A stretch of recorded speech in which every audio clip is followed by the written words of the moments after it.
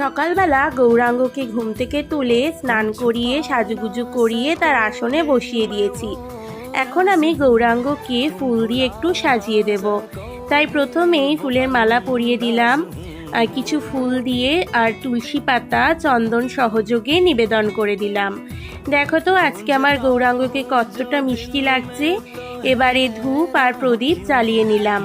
আজকে সকালে গৌরাঙ্গকে ভোগে নিবেদন করব সুজি, তাই সুজি বানাতে চলে এলাম। প্রথমে দুধটাকে ভালো করে জাল করে নিয়ে তারপর শুকনো খোলায় সুজিটাকে হালকা করে ভেজে নিলাম। তার মধ্যে দুধ দিয়ে দিলাম, ভালো করে নাড়াচাড়া করে চিনি, তারপর কাজু কিশমিশ এলাচ আর একটা তেজপাতা দিয়ে দিলাম। ভালো করে নাড়াচাড়া করে সুজিটা বানিয়ে নিলাম। এখন এই সুজিটা আমি গৌরাঙ্গর ভোগে নিবেদন করব। তাই গৌরাঙ্গর প্লেটে আমি সাজিয়ে নিচ্ছি। ওপর দিয়ে দিয়ে দিলাম কাজু কিশমিশ, জলটাও দিয়ে দিলাম। এবারে তুলসী পাতা ভোগে নিবেদন করে দিলাম। তারপর গৌরাঙ্গকে ভোগটা আমি নিবেদন করে দিলাম।